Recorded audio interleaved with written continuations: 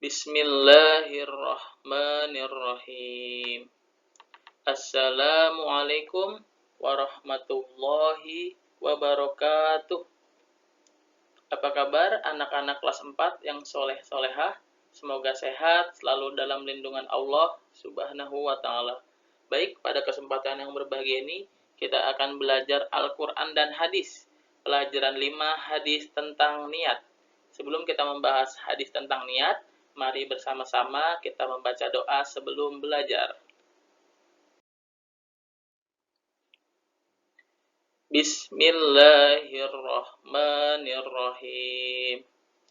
Rabbi zidni ilma warzuqni fahma waj'alni minas solihin. Artinya, ya Allah, tambahkanlah aku ilmu, serta berilah aku kemampuan untuk memahaminya, serta jadikanlah aku termasuk golongan dari hamba-Mu yang soleh. Amin. Baik anak-anak, Bapak akan bertanya apa itu niat? Ada yang tahu? Ya. Niat menurut bahasa berarti al-qasdu atau maksud dan iradah keinginan. Bisa juga dikatakan dengan maksud dan keinginan hati. Jadi niat menurut bahasa maksud dan keinginan hati. Ya, niat dapat diartikan dengan maksud yang terdapat dalam hati seseorang untuk melakukan sesuatu. Ya, niat itu adanya di dalam hati. Menurut Syekh Saleh bin Abdul Aziz Alu, makna niat dalam istilah para ulama itu ada dua. Yang pertama, niat yang terkait dengan ibadah. Maksud dan keinginan hati terkait dengan ibadah. Inilah istilah yang dimaksud para ahli fikih ketika mengatakan syarat pertama adalah niat. Ya, niat itu membedakan antara satu ibadah dan ibadah lainnya. Contoh, untuk membedakan sholat dengan puasa, ya niatnya pasti berbeda. Atau sholat wajib dengan sholat sunnah. Nah, sholat ada yang 2 rakaat ya. Ada subuh dan qobliyah. Nah, pasti beda niatnya. 2 dan juga ada yang 4 rakaat. Apakah itu sholat zuhur atau sholat asar. Yang kedua, niat yang terkait kepada siapa ibadah itu ditujukan. Ya, niat seperti ini sering diistilahkan dengan ikhlas. Ya, niat yang terkait kepada siapa ibadah itu ditujukan. Contoh, ya ketika pergi ke masjid untuk melaksanakan sholat, bisa jadi niat itu berbeda. Ya. Ada yang benar-benar karena Allah, dan ada juga karena yang lain. Ingin mendapat pujian orang lain, umpamanya. Ya. Niat itu ditujukan kepada siapa? Oke, hadis tentang niat. Hadis berikut menunjukkan bahwa semua amalan baik atau buruk pasti disertai dengan niat. Jika berniat baik, ia akan mendapatkan apa yang diniatkan. Sebaliknya, jika berniat buruk, ia juga akan mendapatkan apa yang diniatkannya. Mari melafalkan hadis tentang niat bersama. Bismillahirrahmanirrahim. Qala Rasulullah sallallahu alaihi wasallam, innamal a'malu binniyat wa innama likulli imri'in ma nawa faman kanat hijratuhu ila dunya yusibuha aw ila imra'atin yankihuha fahijratuhu ila ma hajara ilaihi. Riwahul Bukhari. Ya, sebelum menghafal hadis tentang niat, ada baiknya kalian mengetahui mufradat atau arti kata yang ada di dalamnya. Ya, kita baca bersama. Innama, artinya bahwasanya. Al-a'malu, amal-amal. Bin niyat, dengan niat. Likulli, setiap. imri'in, orang, manawa, apa yang diniatkan, faman, maka barang siapa, hijratuhu, hijrahnya, ila, ke, dunia, yusibuha, yang diinginkannya, atau amro'atin, perempuan, yang kihuha, yang ingin dinikahinya, apa, hajaro ilaih, yang ia tuju. Selanjutnya, terjemahan hadis niat. Mari kita baca bersama dari hadis dan terjemahannya. Bismillahirrahmanirrahim. Qala Rasulullah sallallahu alaihi wasallam, innamal a'malu binniyat wa innama likulli imri'in ma nawa, faman kanat hijratuhu ila dunya yusibuha aw ila imra'ati yankihuha fahijratuhu ila ma hajara ilaih, riwahul Bukhari.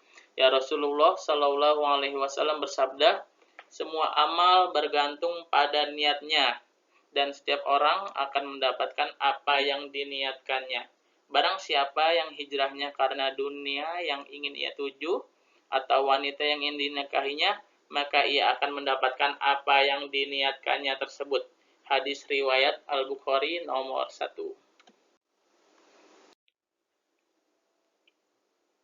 Setelah kalian dapat membaca dengan lancar dan memahami arti hadis tentang niat, sekarang coba hafalkan dengan baik.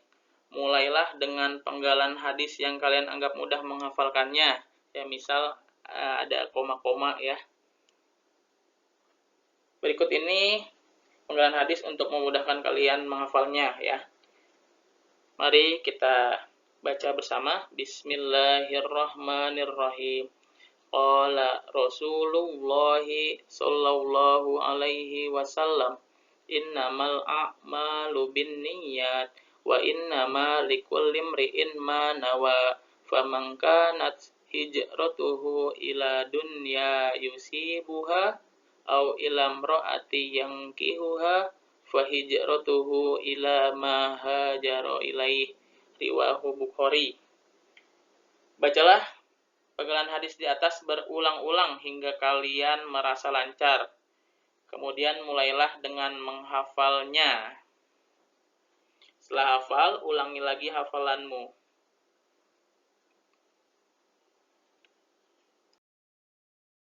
Ya, asbabul wurud.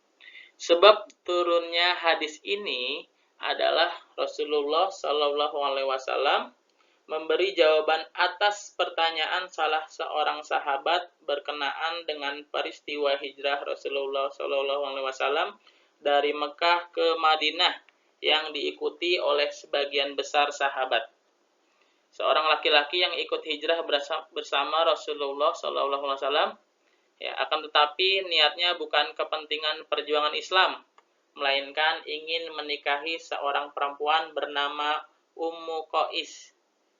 Ya, dia hijrah bukan untuk kepentingan perjuangan Islam, tapi untuk menikahi seorang perempuan bernama Ummu Qais. Ya, sehingga seorang laki-laki tersebut dipanggil dengan sebutan muhajir Ummu Qais, atau orang yang berhijrah karena Ummu Qais. Ya, laki-laki itu pada mulanya akan tinggal di Makkah. Nah, Ummu Qais bersedia dinikahi di tempat tujuan hijrahnya Rasulullah SAW, yaitu di Madinah. Akhirnya laki-laki itu pun ikut hijrah ke Madinah. Kandungan hadis tentang niat. Lafal innamal a'malu binniyat menunjukkan bahwa tidak ada amal perbuatan yang sah atau sempurna kecuali berdasarkan niat. Setiap manusia yang berakal sehat ketika melakukan suatu perbuatan pasti disertai niat. Artinya tidak mungkin suatu perbuatan itu tanpa niat. Pada kalimat berikutnya yaitu wa innama likulli imri'in ma nawa, menegaskan kalimat sebelumnya. Jika kalimat pertama menjelaskan perbuatan itu disertai niat, maka kalimat yang kedua ini menegaskan seseorang tidak mendapat apa-apa kecuali yang telah diniatkan. Pada kalimat terakhir, yaitu faman kanat hijratuhu ila dunya yusibuha au ila imra'atin yankihuha fa hijratuhu ila ma hajara ilaih. Menjelaskan jika hijrah seseorang itu berniat untuk mendapatkan urusan duniawi atau karena wanita yang akan dinikahinya, maka ia akan mendapatkan apa yang diniatkan tersebut. Maksud hijrah dalam hadis ini adalah perpindahan dari kota Mekah ke Madinah sebelum Fathu Makkah.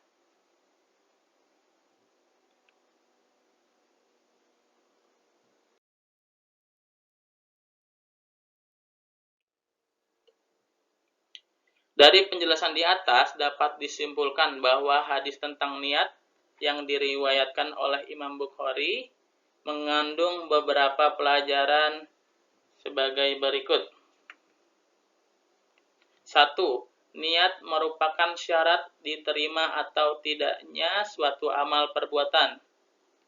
2. Niat dimulai ketika suatu perbuatan dimulai serta bertempat di hati.